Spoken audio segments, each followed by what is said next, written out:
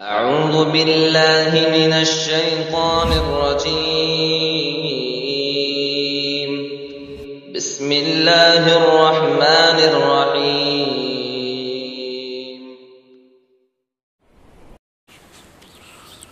الحمد لله نحمده ونستعينه ونستغفره ونؤمن به ونتوكل عليه ونعوذ بالله من شرور أنفسنا ومن سيئات أعمالنا من يهده الله فلا مضل له ومن يضلل فلا هادي له وأشهد أن لا إله إلا الله وحده لا شريك له وأشهد أن محمدا عبده ورسوله. أما بعد فإن خير الحديث كتاب الله وخير الهدي هدي محمد صلى الله عليه وسلم وشر الأمور محدثاتها وكل محدثة بدعة وكل بدعة ضلالة وكل ضلالة في النار. أعوذ بالله من الشيطان الرجيم. بسم الله الرحمن الرحيم. يا أيها الذين آمنوا أطيعوا الله وأطيعوا الرسول يا أيها الذين آمنوا أطيعوا الله وأطيعوا الرسول وأولي الأمر منكم. محترم حاضرین، آج کے ماحول میں اگر آپ دنیا کے حالات پر نگاہ ڈالیں تو نظر آئے گا کہ ہر طرف تبدیلیاں ہو رہی ہیں. تبدیلیاں کئی طرح کی ہو رہی ہیں، افکار میں، اطوار میں، حکومت کے طریقوں میں، سیاسیات میں، اقتصادیات میں، ہر میدان میں. اس کی ایک وجہ یہ ہے کہ دنیا کے مختلف افکار، ازم، طرز حکومت اپنے اندر اپنی بے بسی اور ناکامیوں کو محسوس کر رہے ہیں. وہ تجربات ان کے بتا رہے ہیں کہ انسانیت کے مسائل کو حل کرنے میں وہ ناکام ہے. ایک طرف ہم اگر یہ دیکھتے ہیں تو دوسری طرف یہ بھی نظر آتا ہے کہ گزشتہ دنوں کچھ ایسے حالات اور واقعات پیش آئے عالمی منظرنامے میں، جیسے کورونا اور لاک ڈاؤن، جس نے پوری دنیا کو اپنی لپیٹ میں لیا. ایسے میں جہاں ایک طرف الہادی اور بے دینی فکر نے اپنا کام کیا، وہیں الہاد کی طرف مائل ایک بڑے طبقے نے اس بات پر سر جوڑ کر گفتگو کی، نقاش اور محاورات کیے کہ ان حالات میں محسوس ہوتا ہے کہ یہ کائنات بغیر مالک کے، بغیر نظام چلانے والے مدبر کے نہیں چل رہی ہے. اس کا کوئی مالک ہے، مدبر ہے. یہ ان لوگوں کی بات بتا رہا ہوں جو منکرین خدا، منکرین حدیث اور دانشوری کے نام پر اقلیت پسندی کی طرف مائل تھے. ان کے یہاں یہ بحث چھڑی کہ اس کائنات کا رب ہے، واقعی کوئی چلانے والا ہے، انسان بے بس ہے، انسان کا اپنا قانون اور قاعدہ نہیں چلتا. قرآن کی بیان میں الا لہ الخلق و امر، سن لو مخلوق بھی اسی کی ہے اور حکم بھی اسی کا نافذ ہو رہا ہے. یعنی یہ کائنات جس نے بنائی ہے، نظام بھی اسی کا چل رہا ہے. اس حقیقت کی طرف وہ مائل ہوئے اور ایسے بہت سارے معاملات، مسائل، الجھنوں کا حل جب انہوں نے دیکھا کہ اہل اسلام کے پاس قرآن مجید اور جناب محمد رسول اللہ صلی اللہ علیہ وسلم کی تعلیمات کی شکل میں موجود ہے، تو ایک بہت بڑا طبقہ لوگوں کے بیان کے مطابق دین کی طرف مائل ہوا. جہاں ایک پس منظر اور ایک رخ ہم یہ دیکھ رہے ہیں، وہیں دوسری طرف ہمیں یہ بھی نظر آتا ہے کہ اسلام اور حق کے مخالفین، اعدائے دین، اپنی سرگرمیوں میں پہلے کی طرح مصروف ہیں اور تیز سے تیز تر ہوتے جا رہے ہیں. یہ دونوں حالات اگر غور سے دیکھا جائے اور ایک خاص طور سے ایک مسلمان مومن بندہ، خیر امت کا ایک فرد اپنی منصبی ذمہ داری کی نگاہ سے جب دیکھتا ہے تو اسے نظر آتا ہے کہ دعوت و اصلاح کا انتہائی سنہرا موقع آج دنیا میں پایا جاتا ہے. شاید اس سے پہلے اتنا بہتر مخالفت کے ماحول کے باوجود، جہاں ہر ذریعہ، میڈیا کا ہو، حکومت کا ہو، کوئی بھی ذریعہ ہو، اسلام کے خلاف تمام ذرائع کو استعمال کیا جا رہا ہے، وہیں دوسری طرف اگر آپ دیکھیں تو انسانیت کے مسائل بڑھتے ہوئے اور مختلف قسم کی ناکامیاں لوگوں کو جھنجھوڑ رہی ہیں. اور ایسے لوگ جب اسلام اور اسلامی تعلیمات کی طرف نگاہ ڈالتے ہیں تو انہیں امید کی جھلک نظر آتی ہے. اس تناظر میں یہ کہہ سکتا ہوں کہ دعوت و تبلیغ کا اس سے سنہرا موقع شاید اس سے پہلے نہ آیا ہو. لیکن اب خود جب ہم دعوت و تبلیغ اور اسلامی دعوت کی طرف نگاہ اٹھاتے ہیں تو ایک سوال اور بہت بڑا سوال، سنگین سوال ہمارے سامنے ہوتا ہے کہ اسلامی دعوت اپنے صحیح خد و خال کے ساتھ کیا دنیا کے سامنے موجود ہے؟ دنیا کو جس دعوت، خالص دعوت، اللہ تبارک و تعالیٰ کے نازل شدہ خالص دین کی ضرورت ہے، جس میں انسانیت کے تمام دکھوں اور دردوں کا درد کا علاج ہے، کیا وہ خالص دعوت اپنی صاف شفاف شکل میں ہم لوگوں کے سامنے پیش کر پا رہے ہیں؟ مسلمانوں کا، امت مسلمہ اپنے اس فریضے کو کما حقہ ادا کر رہی ہے؟ تو ہمیں صاف صریح اور چیختا ہوا جواب ملتا ہے کہ نہیں۔ دعوت کا موقع سنہرا ہے، زمین زرخیز ہے، زمین ہمارے لیے تیار ہے، لیکن دعات اور دعوت اسلامی اپنی صحیح شکل و صورت میں اس طاقت کے ساتھ موجود نہیں ہے جس کی ضرورت ہے۔ اس میں کوئی شک نہیں کہ جناب محمد رسول اللہ صلی اللہ علیہ وسلم کی پیشین گوئی، اللہ کے وعدوں کے مطابق دین حق قیامت تک زندہ رہنے والا ہے، ایک طائفہ حق کا قیامت تک موجود رہنے والا ہے، جو قرآن و سنت اور خالص دین کی نہ صرف آبیاری کرے گا بلکہ اس کی دعوت کو زندہ رکھے گا۔ لیکن دنیا کو جس طاقت کے ساتھ اس دعوت کی آج ضرورت ہے، اہل دعوت حق اس کو پورا نہیں کر پا رہے ہیں۔ کیوں نہیں کر پا رہے ہیں؟ اس کے مختلف اسباب ہیں۔ ہماری دعوت کا چہرہ ہی بگڑا ہوا ہے۔ مسلمان امت کی نمائندگی کرنے والے بہت سارے طبقات خالص دین کی بجائے منحرف دین کے حامل بن گئے۔ اہل سنت، نبی کریم صلی اللہ علیہ وسلم نے بتایا تھا کہ میری امت میں 73 فرقے ہوں گے، نجات پانے والا وہ ہوگا جو اللہ کے نبی اور صحابہ کے طریقے پر ہے، سنت والا، نبی کے طریقے والا، جماعت والا، صحابہ اور سلف کے طریقے والا، اہل السنہ والجماعہ جو ہوگا وہ نجات پانے والا یعنی صحیح دین کا حامل ہوگا۔ لیکن آج ہر طرف امت مسلمہ کی شکل میں اہل السنہ کی بجائے اہل البدع نظر آتے ہیں، اور اسلامی دعوت کے چہرے کو بگاڑنے والے، اسلامی دعوت کو مقبولیت کی بجائے بدنامی دینے والی ایک بہت بڑی نمایاں شکل و صورت موجودہ دور کی خارجیت ہے۔ خارجیت کا جب میں نے نام لیا تو آپ سوچ سکتے ہوں گے، سوال اٹھتا ہے کہ خارجیت کسے کہتے ہیں؟ بہت سارے لوگ شاید ناواقف ہو، خطبہ جمعہ میں تحقیقی خطابات کا موقع نہیں ہوتا، اشارے کیے جا سکتے ہیں۔ اسلامی تاریخ میں سب سے پہلے پیدا ہونے والا بدعتی فرقہ بقول شیخ الاسلام علامہ ابن تیمیہ رحمہ اللہ، خوارج وہ سب سے پہلا گروہ ہے جس نے مسلمانوں کو گناہوں اور خطاؤں کی بنیاد پر کافر قرار دینے کی بدعت ایجاد کی۔ یہ اسلام کی تاریخ میں پہلی بدعت تھی کہ گناہ کا ارتکاب کرنے پر ایک مسلمان کو کافر قرار دیا اور اس بنیاد پر اس کے جان و مال کو حلال قرار لیا، اس کے قتل کرنے کو جائز بنا لیا۔ خوارج کے بعد تفصیل کا موقع نہیں ہے، صرف اشارہ، یہی بیماری روافض میں آئی۔ خوارج اور روافض کے بعد قدریہ، معتزلہ نے یہ بیماری اختیار کی اور خود کلمہ گو افراد میں بہت سارے ایک دوسرے کو کفر کا فتویٰ دینا شروع کیا۔ بعض علماء سلف نے لکھا کہ جتنے بدعتی گروہ ہیں انہوں نے اپنے اپنے طور پر کچھ اصول بنائے، دین کو اس کو دین کی پہچان بنا لیا اور ان اصولوں کو لوگوں پر لاگو کرنا فرض قرار دیا۔ جس نے اس اصول کو قبول نہیں کیا، ان کی بدعت کو اختیار نہیں کیا، یہ اس کو کفر کا فتویٰ دیتے ہیں۔ یہاں تک کہ ایک مجلس میں اگر 7-8 لوگ اکٹھا ہوئے، باہم بات کی، اٹھ کر جب چلے گئے تو ایک دوسرے پر تکفیری حکم لگانا شروع کر دیا۔ یہ سلسلہ چلتا رہا اور اس سلسلے نے مسلمانوں کو داخلی طور پر بڑا نقصان پہنچایا، اسلامی دعوت کے چہرے کو، مسلمانوں کے چہروں کو بڑا داغدار بنایا۔ مختلف فتنے حضرت عثمان غنی سے لے کر آج تک، وہ القاعدہ کی شکل میں ہو یا انتہا پسند مسلم تنظیموں کی شکل میں ہو، جتنے بھی آپ کو فرقے ملیں گے وہ خارجیت کی اس فکر سے کسی نہ کسی شکل میں متاثر ملیں گے۔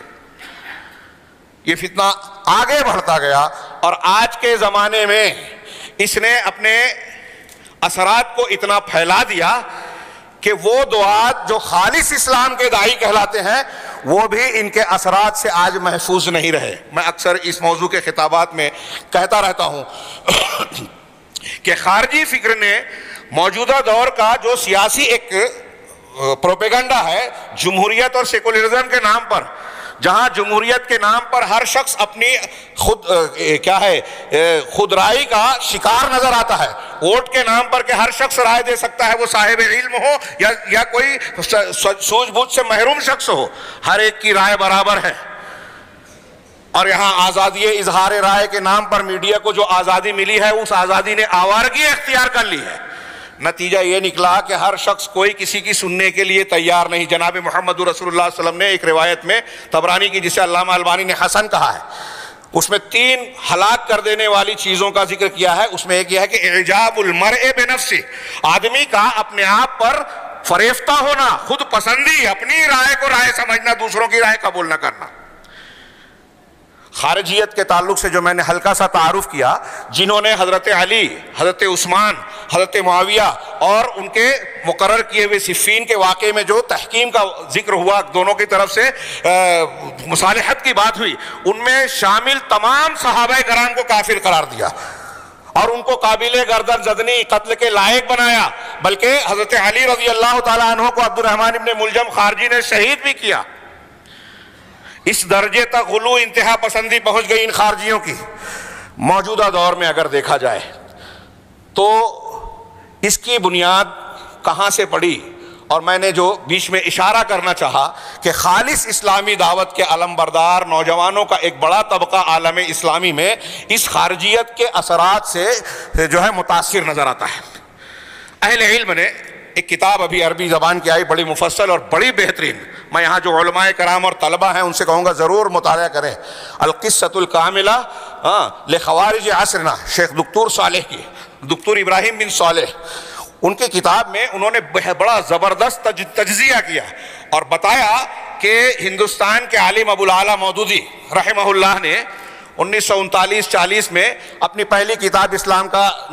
سیاسی نظریہ اور پھر اس کے بعد جو ہے قرآن کی 4 بنیادی اصطلاحیں لکھی۔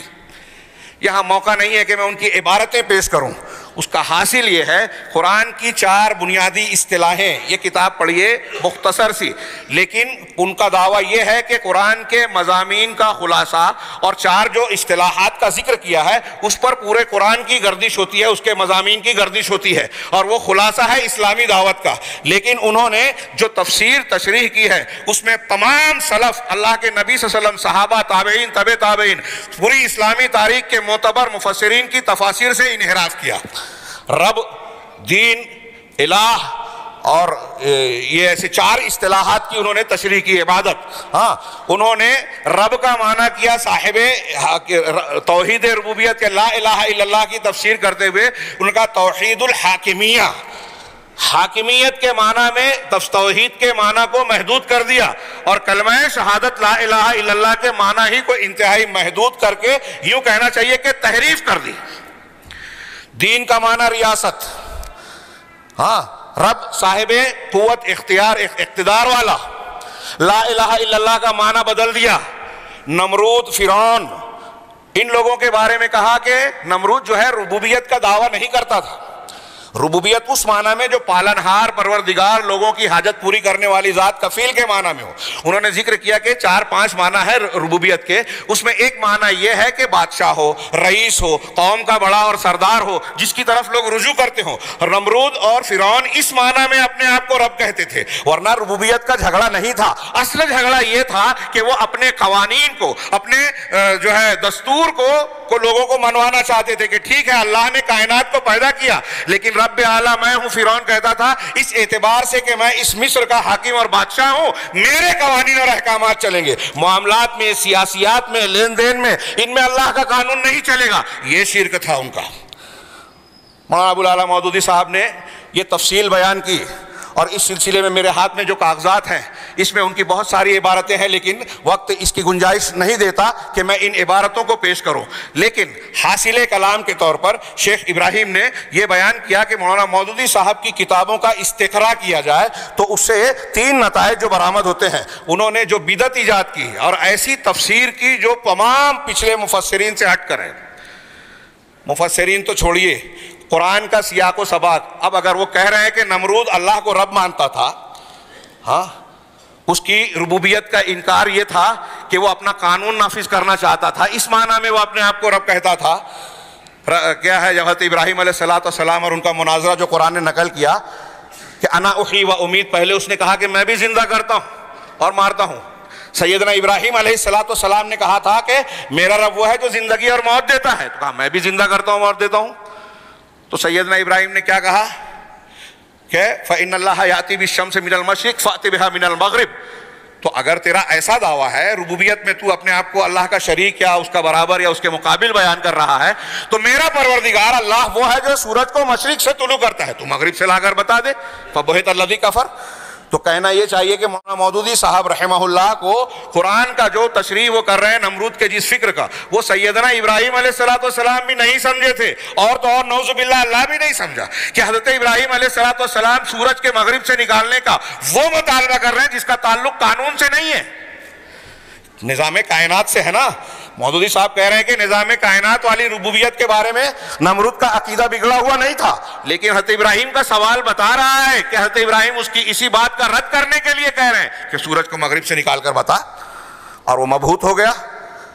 تو مطلب یہ کہ انہوں نے عربی زبان، قرآن کے سیاق و سباق، علماء مفسرین سے انحراف کر کے یہ نتائج برآمد کیے. تفصیل میں نہ جاتے ہوئے حاصل کلام کے طور پر شیخ ابو العلا مودودی رحمہ اللہ کے جو افکار، نظریات، اور انہوں نے اسلام کی جو سیاسی تفسیر کی، جو دین کے اصل مفہوم سے، اسلامی دعوت کے اصل مفہوم سے ہٹ کر ہے. وقت کی تنگی کی وجہ سے تمہید میں مجھے یہ پیش کرنا تھا کہ اصل دین کیا ہے. میں اختصار سے صرف یہ کہوں کہ سیدنا جبرائیل علیہ السلام جو حضرت ابراہیم جناب محمد رسول اللہ صلی اللہ علیہ وسلم کے پاس تشریف لائے، پوچھا ان سے، سوال کیا، آپ لوگوں نے بارہا وہ حدیث سنی ہوگی، حدیث جبرائیل. ایمان کیا ہے، اسلام کیا ہے، ایمان کیا ہے، احسان کیا ہے، علامات قیامت کیا ہے، پوری حدیث کو پڑھیے. آخر میں ہے کہ حضرت جبرائیل اللہ کے نبی صلی اللہ علیہ وسلم نے ذکر کیا بعد میں صحابہ کرام سے کہ یہ جبرائیل تھے، اتاکم لیعلمکم دینکم، یہ اس لیے آئے تھے کہ تم کو تمہارا دین سکھائیں. تو اس حدیث جبرائیل میں ایمان، اسلام، احسان، علامات قیامت کی جو بنیادیں ہیں، یہ ایمان ہے، اس میں توحید بھی ہے، نماز روزہ ارکان اسلام بھی ہیں، ایمان کی مبادیات ہیں، ان مبادیات یا بنیادوں کے ساتھ ان کے تابع کی چیزیں بھی ہیں، ایمان بالآخرہ، عبادت، یہ ساری چیزیں دین کا خلاصہ اور بنیادیں ہیں جو پوری زندگی کو اپنے گھیرے میں لیتی ہیں اگر غور کریں. حدیث جبرائیل پر اگر آپ تفصیل سے کئی دروس دیں، صرف نماز کو لیجئے، نماز کی جو پابندیاں ہیں، مردوں اور عورتوں کی طہارت، کن چیزوں سے وضو ٹوٹتا ہے، کن چیزوں سے غسل لازم آتا ہے، کن چیزوں سے اور کیا طہارت میں کمی آ جاتی ہے، جگہ کے آداب، نماز کا ذکر کیا تو نماز سے متعلق ساری چیزیں اس میں آ گئی، صاف صفائی تک بھی، کپڑے اور لباس کے احکامات بھی، جگہ اور مسجد کے احکامات بھی. اس طریقے سے حدیث جبرائیل میں پورا دین سمٹا ہوا ہے، دین کی بنیاد ہے. اور جو سیاسی اسلام کی تفسیر کی گئی، اس میں توحید کا معنی ہی تبدیل کر دیا گیا، شرک کے معنی ہی کو بدل دیا گیا. انبیاء کرام علیہ السلام کی دعوت کا جو معنی، مفہوم، طریقہ قرآن سنت نے بیان کیا، جس کو پوری امت اسلامیہ کا ایک عظیم ترین ورثہ مانا جاتا ہے، اس ورثے کو ہی تبدیل کر دیا گیا. مولانا ابو العلا مودودی نے یہ جو تفسیر کی، اس کا خلاصہ بیان کرتے ہوئے دکتور نے، شیخ ابراہیم نے کہا کہ ان کے پیش کردہ مضامین کا خلاصہ 3 نکات میں اگر سمیٹا جائے تو وہ یہ ہوتا ہے کہ مسلمان حکام جتنے بھی ہیں دنیا میں آج، مسلمان حکام، ہمارے یہاں اسلامی حکومت نہیں ہے تو یہ نہ سمجھے کہ میں یہاں کی بات نہیں کر رہا ہوں،